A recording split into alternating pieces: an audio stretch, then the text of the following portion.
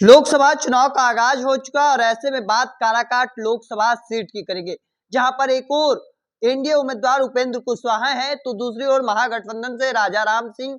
और ऐसे में एंट्री अब पावर स्टार पवन सिंह की हो चुकी है। पावर स्टार पवन सिंह के आने से अब वहां की लड़ाई जो है वह काफी दिलचस्प बनी हुई है।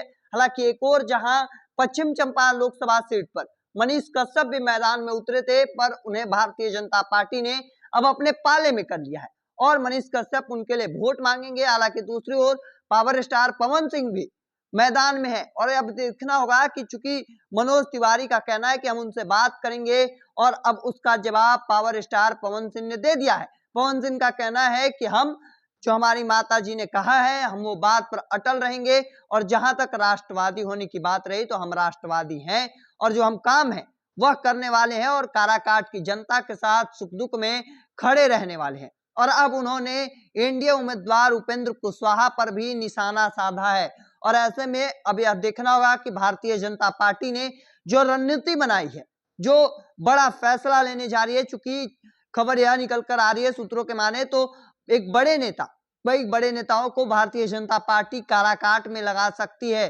चूंकि पावर स्टार पवन सिंह अगर भारतीय जनता पार्टी के बातों से नहीं मानते हैं तो अब उनके खिलाफ कई बड़े नेताओं को काराकाट के मैदान में भेजा जा सकता है चुनावी प्रचार को लेकर।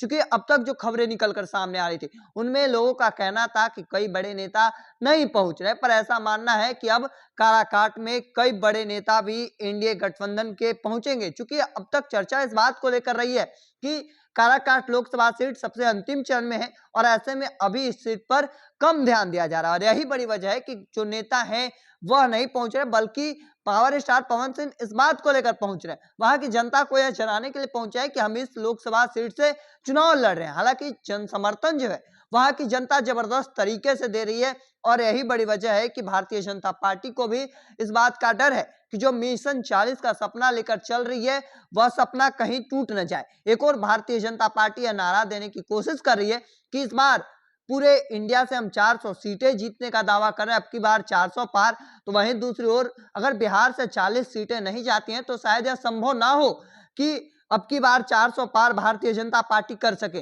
क्योंकि कई ऐसी सीटें हैं जिन पर काफी टक्कर के मुकाबले देखने को मिल रहे हैं, चाहे वो सीवान लोकसभा सीट हो, चाहे वो पूर्णिया लोकसभा सीट हो, चाहे वो काराकाट लोकसभा सीट हो। कई ऐसी सीटें हैं जहां पर निर्दलीय काफी बढ़ चढ़कर हिस्सा ले चुका, भागीदारी उनकी देखने ही दिलचस्प बनती है।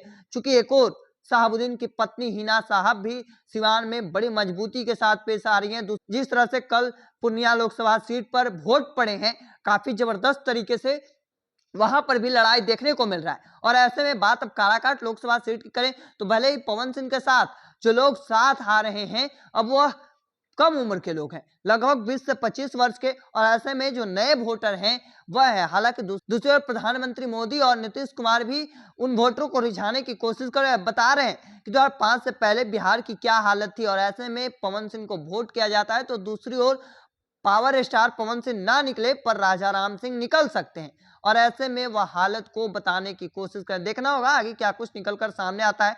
तब तक के तमाम अपडेट को देखते रहने के लिए द इंडिया टॉप देखते रहें। धन्यवाद।